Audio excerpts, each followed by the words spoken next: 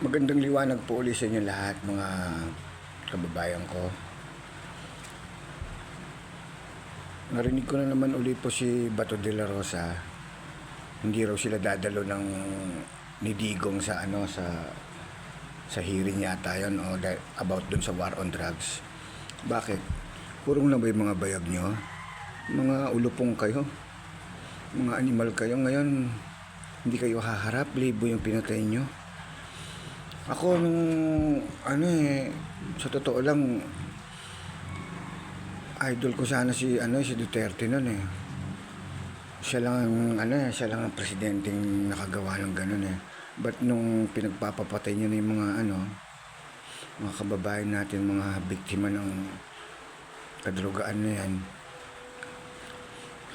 sobrang sama po ng loob ko doon.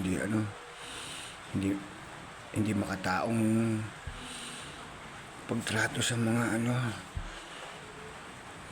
kababayan nating terorista. Samantalang yun na nga lang, kinukulong nyo yung mahihirap na yan. Bisikleta nga walang pambili yan, kukulong nyo yan. 40,000 para surety, for surety, para makalaya silang pangsamantala. 200,000 ang kasban, imagine. Sa inyo naman lahat galing yun eh, kagobyernohan eh, dahil tumatanggap kayo ng kasalapian sa mamumuhunan eh. Kayo naman lahat may kasalanan yan eh. Kukulong nyo yung isang dukha, madalas po kasi yung taga-squatter, walang maayos na trabaho, ikukulong nyo yun. Kung 5-4 ang anak nun, sino magpapakain doon?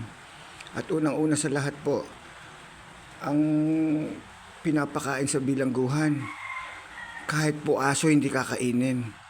Dapat kung ganun, magpe-prepare kayo ng huli kayo ng huli, pakainin nyo ng sapat ang tao. Puro kayo